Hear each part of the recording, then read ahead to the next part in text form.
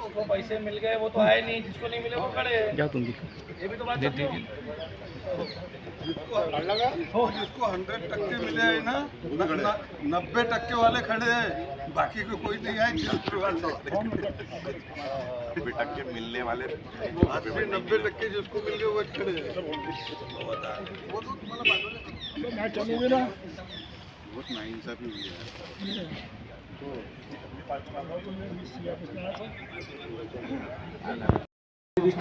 Payment निघाले आणि या वर्षीचे जे कामं केले त्यांना एकही रुपये मिळाला नाही, जे जुनेच थकबाकी काढले त्याने. तसंच रोडमध्ये 0304 मध्ये फक्त 8% कॅल्क्युलेशन येते, 7 आणि 8% कॅल्क्युलेशन.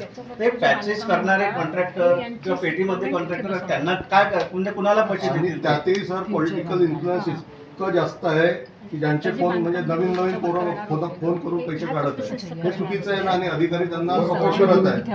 मग आम्ही एवढं आक्रोश निर्माण होत आहे. पैसे कमी आले तरी काय होते, जे पॉलिटिकली लोक कामं करायला येतात त्यांचे 100% पैसे निघतात. असं होते काय की जे कॉन्ट्रॅक्टर जुने आहेत ते बिचारे अजूनही तसेच म्हणजे एक बिल काढून द्या, आम्हाला विनंती करावी लागली शेवटी साहेब एक बिल काढून द्या, आणि त्यांचे 100% पैसे निघतात. आता आमचं सर भूमिका आहे की तुम्ही नवीन टेंडर काढणं बंद करा.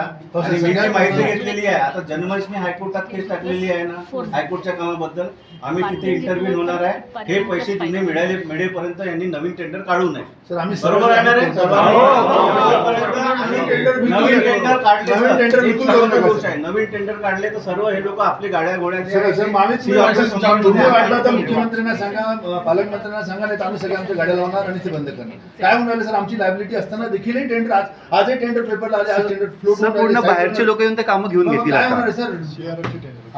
काही असू सर, CRP आम्ही टेंडर घेऊ शकू नाही, लोक बाहेर येणार सर. एक तर प्रॉब्लेम होणार नाही सर. जर टेंडर फ्लोट झाले तर 100% सर आम्ही इथले लोकल जेवढे लोक आहे ना तेवढ्या गाड्या आणून नाही सर. आणखी प्रॉब्लेम असा चालू आहे की मोठे मोठे टेंडर क्लब करणं चालू आहे. आम्हाला छोट्या लोकांना कामच मिळत नाहीये. म्हणजे समजा 6 ब्रिज एक साथ क्लब करून टेंडर फ्लोट करून टाकला. आता ते आम्ही 10 लोक ऍडजस्ट झालो असतो त्या कामांमध्ये, भले बिलो घेतलं असतं. आणि कुठून ना कुठून शासनाचाच नुकसान आहे ना त्याच्यात. धापेवाडाचे टेंडर आहे, त्यामध्ये 3 मायनर ब्रिज आणि 3 major bridge. Dhapewada tender 25 कोटीचे tender टाकलेले आहे धापेवाडाच्या. ऑप्शन चुकीचं आहे. असं कसं जाणार काढलं देतो काय हो या तुमच्यावरची बिलं जास्त अर्धे तिकडे गेले सर.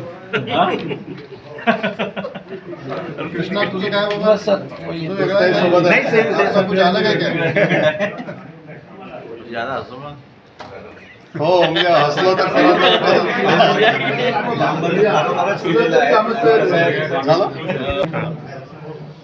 अजून कुणाला फोटो घ्यायचे नाही सर. बस मिळाले.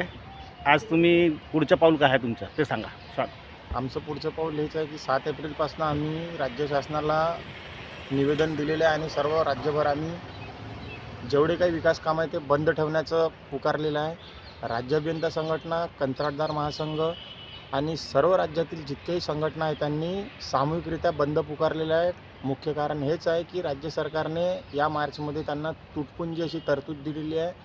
कामाचा डोंगर एवढा म्हणजे पैशांचा जो डोंगर आहे काम केल्यानंतर तो वरचेवर मोठा होत चाललेला आहे. पण तरतूद जी आहे पैशाची जे बिलामार्फत त्यांची त्यांना दिली पाहिजे ती कुठेही पूर्ण होताना आपल्याला दिसत नाही आहे. फक्त 7 आणि 8% असे पैसे देत आहेत.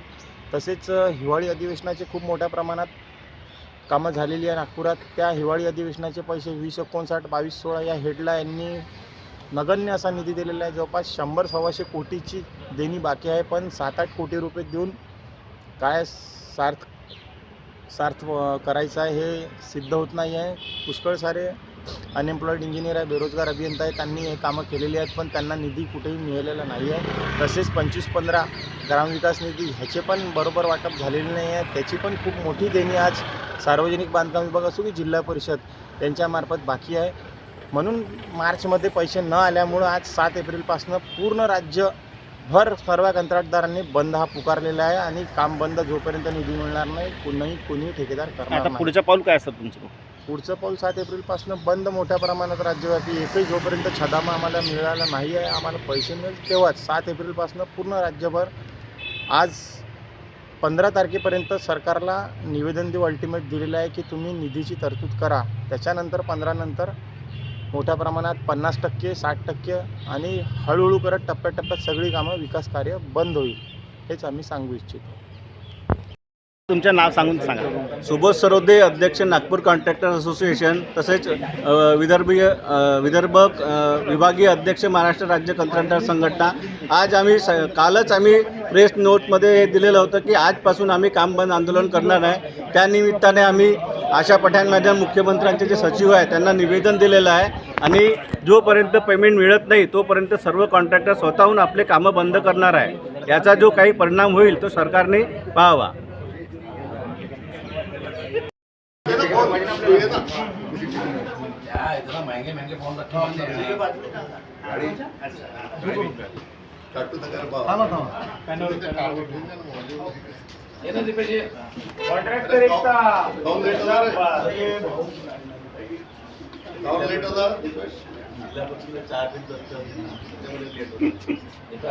जास्त करून राहिला.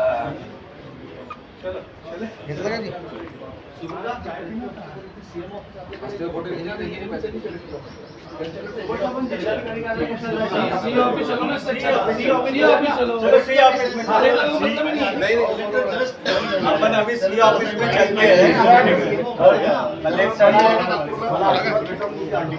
हैं.